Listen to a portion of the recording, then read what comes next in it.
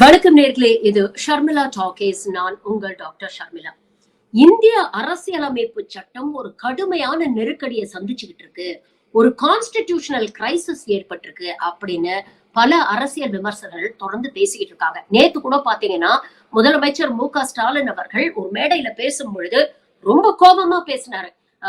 இப்போ எதற்கு மாநில சுயாட்சியை பத்தி தமிழ்நாடு பேசிட்டு இருக்கு, இவங்க ஊழல் அரசாங்கத்துல இருந்து மக்களுடைய கவனத்தை திசை திருப்பதான் இப்படி எல்லாம் பண்ணிட்டு இருக்காங்க அப்படின்னு அமித்ஷா வைத்த குற்றச்சாட்டுக்கு நேத்து கடுமையான கோபத்தோட பதில் சொல்லியிருக்கிறாரு முதலமைச்சர். முதலமைச்சரை எப்பவுமே நாம ரொம்ப சாஃப்டா பாத்திருக்கோம், ரொம்ப பொறுமையா பாத்திருக்கோம். எதை செஞ்சாலும் அரசியலமைப்பு சட்டத்துக்கு உட்பட்டு செய்யணும் அப்படின்னு பாத்திருக்கோம். ஆளுநர் விஷயத்திலேயே பல நேரங்கள்ல ஏன் முதலமைச்சர் அமைதியா போறாரு நாமளே கேள்விகள் கேட்டிருக்கோம். அப்படிப்பட்ட ஒரு சாஃப்டான பர்சனான திரு மு.க.ஸ்டாலின் அவர்களே அவ்வளவு கோவப்பட்டு பேசியிருக்கிறாரு. உங்களால ஆனதை பாத்துக்கங்க, ஆனா தமிழ்நாட்டு மேல உங்களுக்கு எப்பவுமே கண்ட்ரோல் கிடைக்காது, Tamil Nadu will always be out of control அப்படின்னு பேசியிருக்கிறாருன்னா அது எதன் அடிப்படையில் பேசியிருக்கிறாரு அப்படிங்கறத நம்ம புரிஞ்சுக்க வேண்டாமா? இன்னைக்கு இந்தியால ஒரு கான்ஸ்டிடியூஷனல் கிரைசிஸ் இருக்கு. Supreme court versus Modi government அப்படிங்கறதா இன்னைக்கு பேசும் பொருளாக இருக்கு. தொடர்ந்து தமிழ்நாடு அரசு வர்சஸ் ஆளுநர்ல ஒரு வரலாற்று சிறப்பு மிக்க தீர்ப்பு வந்ததுக்கு அப்புறம் வக்ஃப் அமெண்ட்மெண்ட் ஆக்டை எதிர்த்து பல கட்சிகள் இன்னைக்கு கோர்ட்டுக்கு போயிருக்கிறாங்க. சுப்ரீம் கோர்ட் இந்த வழக்கை விசாரித்திருக்கிறது. இதுல கவர்மெண்ட்டுக்கு ஒரு பெரிய எம்பாரஸ்மெண்ட், ஒரு பெரிய தர்ம சங்கடமான ஒரு நிலைமையையும் ஏற்படுத்தியிருக்கு. இதை தொடர்ந்து 2 நாள் முன்னால பாத்தீங்கன்னா இந்தியாவுடைய துணை ஜனாதிபதி ஜெகதீப் தாங்கர் சுப்ரீம் கோர்ட் மேலேயே கடுமையான விமர்சனங்களை வச்சிருக்கிறாரு.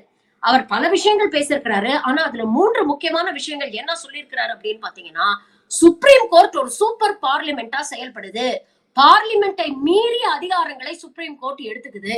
இரண்டாவது, 142 விதியை பயன்படுத்தி 10 மசோதாக்களை ஆளுநருடைய கையெழுத்து இல்லாம அவங்க பாஸ் பண்ணிருக்கிறாங்க.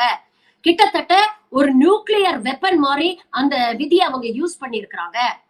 இங்க இருக்கக்கூடிய சனநாயகத்தை இந்த விதி மூலமாக சுப்ரீம் கோர்ட் அழுத்திருக்கிறது அப்படின்னு பேசியிருக்கிறார். மூன்றாவது மிக முக்கியமான ஒரு விஷயம், சுப்ரீம் கோர்ட்டை நோக்கி கேள்வி எழுப்பியிருக்கிறாரு. பார்லிமெண்ட்டை ஓவர் ரைட் பண்றதுக்கு உங்களுக்கு யாரு அதிகாரம் கொடுத்தது அப்படிங்கிற ஒரு கேள்வி கேட்டிருக்கிறாரு. ஆனா இதுல வேடிக்கை என்னன்னு பாத்தீங்கன்னா, ஜெகதீப் தாங்கர் வகிக்கக்கூடிய இந்த துணை ஜனாதிபதி போஸ்டே ஒரு செரிமோனியல் போஸ்ட் தான். கவர்னர் மாதிரி அமைக்கப்பட்ட ஒரு பதவிதான். யாரும் எலெக்ட் பண்ணி அவர் அந்த சீட்ல உட்காரல. அப்போ அவருக்கு சுப்ரீம் கோர்ட்டை எதிர்த்து இப்படி கேள்வி கேட்க என்ன அதிகாரம் இருக்கு அப்படிங்கிற கேள்விய பதிலுக்கு கேட்க வேண்டியிருக்கு. ஒரு பக்கம் ஜெகதீப் தாங்கர் பேசினதை கடுமையா விமர்சனம் பண்ணி டைம்ஸ் ஆஃப் இந்தியால எடிட்டோரியல்ல ஒரு ஸ்டிங்கிங் பீஸ் ஒண்ணு எழுதி இருக்கிறாங்க. இன்னொரு பக்கம் பாத்தீங்கன்னா மக்களுக்கு ஒரே ஆச்சரியமா இருக்கு. அடடா, சுப்ரீம் கோர்ட்டா இது அப்படின்னு பல விஷயங்கள்ல இன்னைக்கு சுப்ரீம் கோர்ட் நம்மள ஆச்சரியப்பட வைக்குது. கிட்டத்தட்ட 10 வருஷத்துக்கு அப்புறம் சுப்ரீம் கோர்ட்ல இருக்கக்கூடிய சில நீதிபதிகளுக்காவது மனசாட்சி இருக்கே அப்படின்னு நம்மள நினைக்க தோண வைக்குது பல விஷயங்கள். ஒண்ணு, இந்த வக்ஃப் அமெண்ட்மெண்ட் ஆக்ட். இதுல 5th மே வரைக்கும், அடுத்த மாசம் 5ஆம் தேதி வரைக்கும் இதை தள்ளி வச்சிருக்காங்க, நடைமுறைப்படுத்தக்கூடாது. இதுல பல கேள்விகளை சுப்ரீம் கோர்ட் அரசாங்கத்தை நோக்கி எழுப்பியிருக்கிறது. ஒண்ணுத்துக்கு கூட இன்னைக்கு அரசாங்கம் பதில் சொல்லல. ரொம்ப தர்மசங்கடமான நிலைமையில இருக்கு. அதை பத்தி நம்ம விரிவா பேசுவோம். இரண்டாவது, governor RN. Ravi versus government of Tamil Nadu. இந்த வழக்குல இப்படிப்பட்ட ஒரு தீர்ப்பை கொடுத்து கவர்மெண்ட்டுக்கு ஒரு பெரிய தர்ம சங்கடத்தை ஏற்படுத்தி இருக்கிறது. வக்ஃப் விஷயத்துல 3 முக்கியமான கேள்விகளை சுப்ரீம் கோர்ட் கேட்டிருக்காங்க. முதல் கேள்வி என்ன அப்படின்னு பாத்தீங்கன்னா, வக்ஃப் அமெண்ட்மெண்ட் ஆக்ட்ல வக்ஃப் பை யூசர் அப்படிங்கிற கிளாஸ் ரிமூவ் பண்ணியிருக்காங்க. அதாவது பொதுவாக 200-300 ஆண்டுகளாக வக்ஃபோட நிர்வாகத்திலேயே ஒரு இடம் இருக்கு வச்சுக்கோங்க. அவங்க அவங்களுடைய மத வழிபாடுக்காக அந்த நிலத்தை யூஸ் பண்றாங்க, அந்த இடத்தை யூஸ் பண்றாங்க. அவங்க மதத்தில் இருக்கக்கூடிய மக்களுக்கு உபயோகமாக அந்த நிலம் இருக்குது அப்படின்னா அது வக்ஃபுக்கு சொந்தமானதா இருந்தது. ஆனா இப்போ அரசாங்கம் அந்த கிளாஸை ரிமூவ் பண்ணிட்டாங்க. அப்போ ப்ராப்பர் டாக்குமெண்ட்ஸ் எதுவும் இல்லைன்னா அது வக்ஃபோடைய நிலமாக கருதப்படாது, வக்ஃபோடைய ப்ராப்பர்ட்டியாக கருதப்படாது. அப்ப யார் வேணா கோர்ட்டுக்கு போய் அதற்கு எதிராக வழக்கு போட்டு தீர்ப்பு வாங்கி கவர்மெண்ட் அந்த நிலத்தை கையகப்படுத்த முடியும் அப்படிங்கிற ஒரு நிலைமை ஏற்படுத்தியிருக்கு. இரண்டாவது விஷயம், ஒரு வக்ஃப் ப்ராப்பர்ட்டில டிஸ்பியூட் வந்ததுன்னா அதை டிஸ்ட்ரிக்ட் கலெக்டர் தான் டிசைட் பண்ணணும் அப்படிங்கிறாங்க. இதுல இன்னொரு கேட்ச் என்ன அப்படின்னு பாத்தீங்கன்னா, இப்ப டிஸ்ட்ரிக்ட் கலெக்டர் கிட்ட இந்த வழக்கு போகுது. டிஸ்ட்ரிக்ட் கலெக்டர் இல்ல, இதுக்கு வக்ஃபுக்கு சொந்தமானது இல்ல அப்படின்னு சொல்லிடுறாரு. சோ வழக்கு கோர்ட்டுக்கு போகுதுன்னா கோர்ட்ல வழக்கு நிலுவையில் இருக்கிற வரைக்கும் வக்ஃப் அந்த ப்ராப்பர்ட்டியை யூஸ் பண்ண முடியாது. அந்த ப்ராப்பர்ட்டியை ஃப்ரீஸ் பண்ணி சீல் பண்ணி வச்சிருவாங்க அப்படிங்கிற ஒரு கிளாஸும் இருக்கு. இதை எதிர்த்தும் சுப்ரீம் கோர்ட் கேள்வி கேட்டிருக்குது. மூன்றாவது மிக முக்கியமான கேள்வி என்ன எழுப்பி இருக்கிறாங்கன்னா, வக்ஃப் போர்டுல நான் முஸ்லிம் மெம்பர்ஸ கொண்டு வந்து ஹிந்துக்களை கொண்டு வந்து உட்கார வைக்கிறீங்களே, இதே மாதிரி ஹிந்து ட்ரஸ்ட்களையும் ஹிந்து என்டோன்மெண்ட் போர்ட்லயும் இஸ்லாமியர்களை கொண்டு வந்து உட்கார வைப்பீங்களா அப்படிங்கிற ஒரு கேள்வியை கேட்டிருக்காங்க. இந்த 3 கேள்விகளும் தொடர்ந்து ஆப்போசிஷன் பார்லிமெண்ட்ல எழுப்பின கேள்விகள் தான், விடிய விடிய டிஸ்கஸ் பண்ண கேள்விகள் தான். ஆனா அப்போ இந்த கேள்வி எல்லாம் மோடி அரசாங்கம் அலட்சியப்படுத்துச்சு. ஏன்னா அவங்களுக்கு தேவையான நம்பர்ஸ், அவங்களுக்கு தேவையான மெஜாரிட்டி இருக்கிறதுனால நீங்க என்ன கேள்வி கேட்கறது, நாங்க என்ன பதில் சொல்றது அப்படின்னு இந்த லாவை பாஸ் பண்ணாங்க. ஆனா இன்னைக்கு இதே 3 முக்கியமான கேள்விகளை சுப்ரீம் கோர்ட் எழுப்பியிருக்கு. சரி, நீங்க தான் இவ்வளவு தூரம் டிஸ்கஸ் பண்ணீங்க, ஜேபிசி எல்லாம் வச்சீங்க, எல்லார்ட்டையும் கருத்து கேட்டுதான் எல்லாத்தையும் செஞ்சுதான் இந்த வக்ஃப் அமெண்ட்மெண்ட் ஆக்ட நாங்க பாஸ் பண்ணிருக்கோம் அப்படின்னு சொல்றீங்கல்ல. அப்ப சுப்ரீம் கோர்ட் கேட்கக்கூடிய இந்த 3 கேள்விகளுக்கு ஈஸியா பதில் சொல்லி இருக்கிறாமே.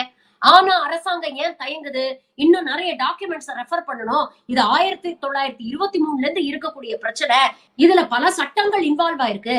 அதனால எங்களுக்கு பதில் சொல்றதுக்கு அவகாசம் கொடுங்கன்னு 5ஆம் தேதி வரைக்கும் எதுக்கு டைம் கேக்குறாங்க?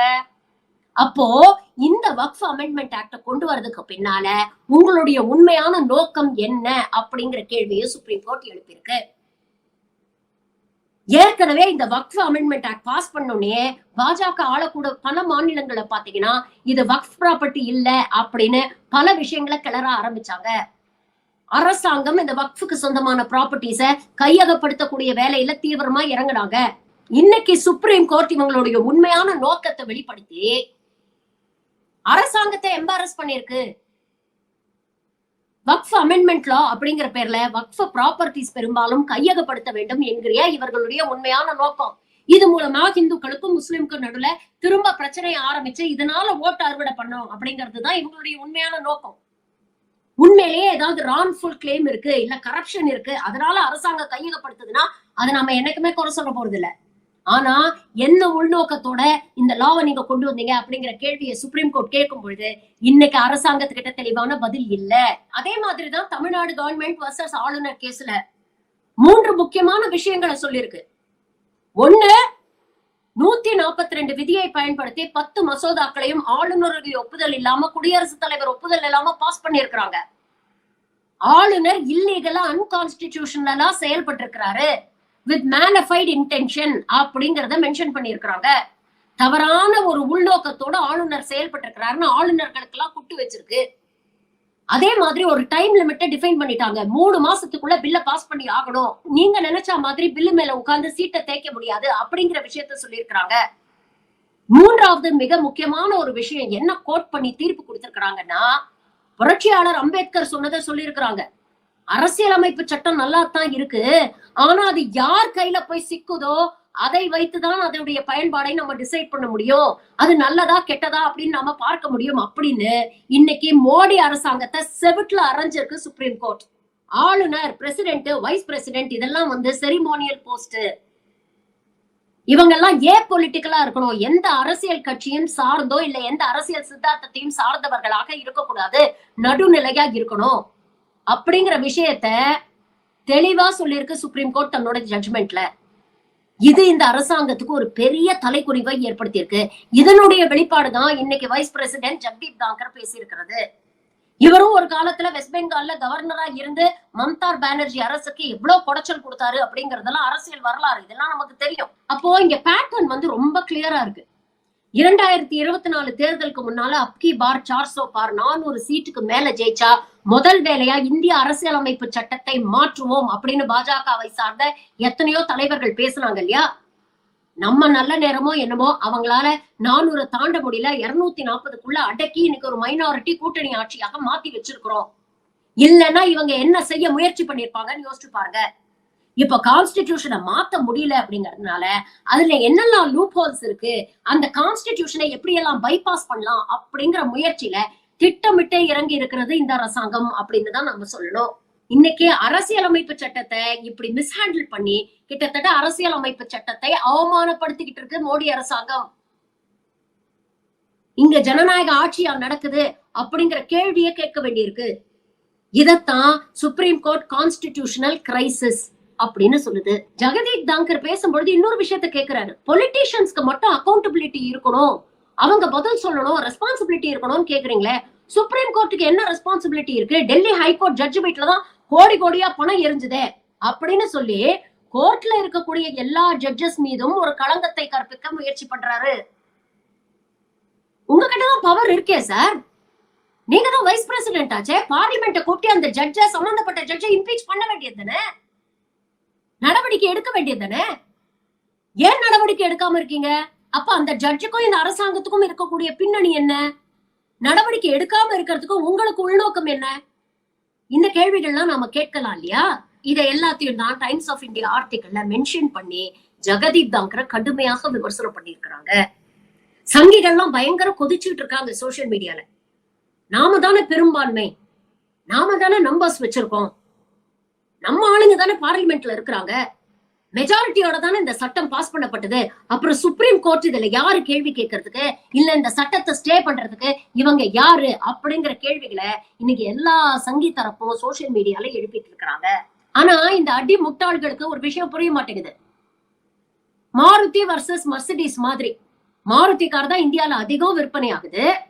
அதுக்காக மாருதி தான் பெஸ்ட் காரு, மர்சிடிஸ் யூஸ்லெஸ்னு சொல்லிட முடியுமா? மாருதி தான் கோல்டு ஸ்டாண்டர்ட், மர்சிடிஸ் ஒண்ணுமே இல்ல அப்படின்னு சொல்லிட முடியுமா? அந்த மாதிரிதான் அரசியல் அமைப்பு சட்டமும். புரட்சியாளர் அம்பேத்கர் 75 வருஷத்துக்கு முன்னால இந்த அரசியலமைப்பு சட்டத்தை வடிவமைக்கும் பொழுது அவர் எதிர்பார்த்திருப்பாரு, இந்த மாதிரி சில பேர் ஆட்சியில உட்கார்ந்தா இந்த அரசியலமைப்பு சட்டத்தை துஷ்பிரயோகம் பண்ணக்கூடும், அப்போ இதற்கான செக்ஸ் அண்ட் பேலன்சஸ் நம்ம வைக்கணும் அப்படின்னு முடிவு பண்ணிதான் ஜனநாயகத்தின் 4 தூண்களாக லெஜிஸ்லேட்டர், எக்ஸிகியூட்டிவ், ஜுடிஷியரி, மீடியான்னு 4 தூண் வச்சிருக்கிறார். ஒரு தூண் சரிஞ்சாலும் மத்த 3 தூண்களும் அந்த ஜனநாயகத்தை தூக்கி பிடிக்கும்னு நினைச்சாரு. ஆனா இன்னைக்கு லெஜிஸ்லேட்டர் இவங்க கையில எடுத்துட்டாங்க. மீடியாவை பத்தி சொல்லவே வேண்டாம், அந்த தூண் என்னைக்கோ இடிஞ்சு விழுந்து நாசமா போச்சு. எக்ஸிகியூட்டிவும் இவங்க கையில எடுத்துட்டாங்க. நியாயமா ஒரு ஆரோக்கியமா ஒரு ஜனநாயகம் இருக்கணும்னா என்ன ஆகும்? ஒரு பார்லிமெண்ட்ல இன்னைக்கு ஒரு சட்டத்தை கொண்டு வரீங்கன்னா அது மேல ஒரு ஹெல்தி கான்வர்சேஷன் நடக்கும், ஒரு டிபேட் நடக்கும், அதன் சாதகங்கள் பாதகங்கள் என்ன அப்படிங்கறத டிஸ்கஸ் பண்ணுவாங்க. எல்லோருடைய கன்சென்சஸும் வாங்கிட்டு அதுல என்னென்ன திருத்தங்கள் பண்ணணுமோ அதெல்லாம் செஞ்சுதான் ஒரு சட்டம் நடைமுறைக்கு வரும்.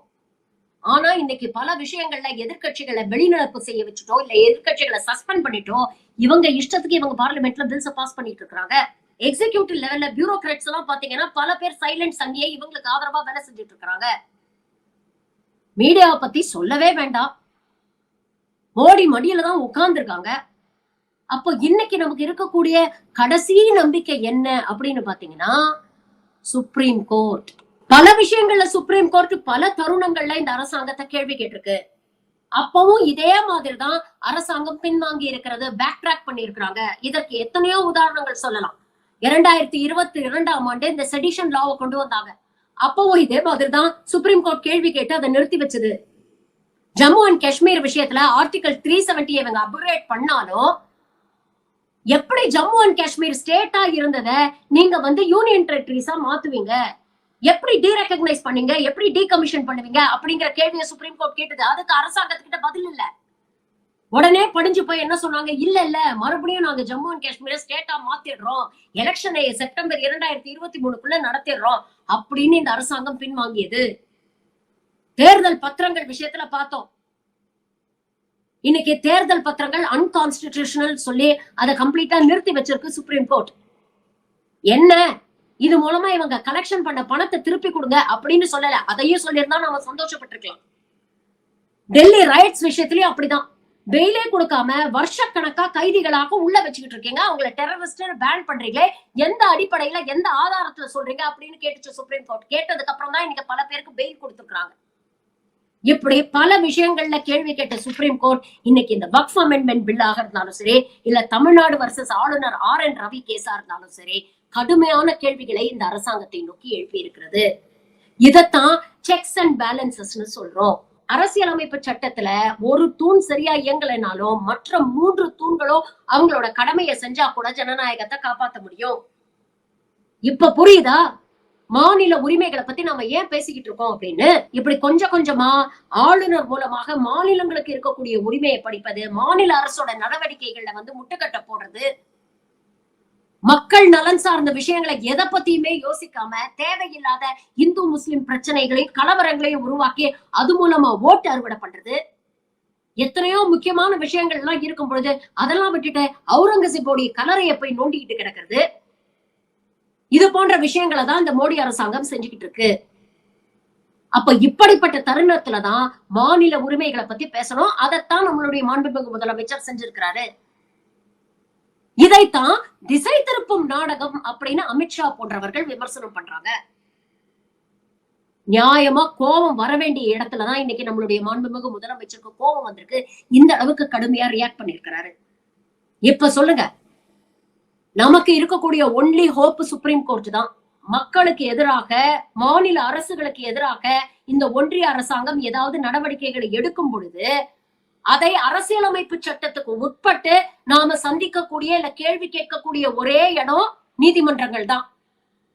இன்னைக்கு அந்த நீதிமன்றத்தை விமர்சனம் பண்றாங்க இவங்க. சூப்பர் பார்லிமெண்டா செயல்படுறீங்களா அப்படின்னு மறைமுகமா நீதிமன்றங்களையும் நீதிபதிகளையும் விமர்சனம் பண்ற ரீதியில மிரட்டுறாங்க. இது கான்ஸ்டிடியூஷனல் கிரைசிஸ் இல்லாம வேற என்ன? அப்போ இப்போ இங்க இருக்கக்கூடிய பெடரல் ஸ்ட்ரக்சரை காப்பாத்துறதுக்காக மாநில உரிமைகளை பத்தி இப்போ நாம பேசலைன்னா வேற எப்போ பேசுறது?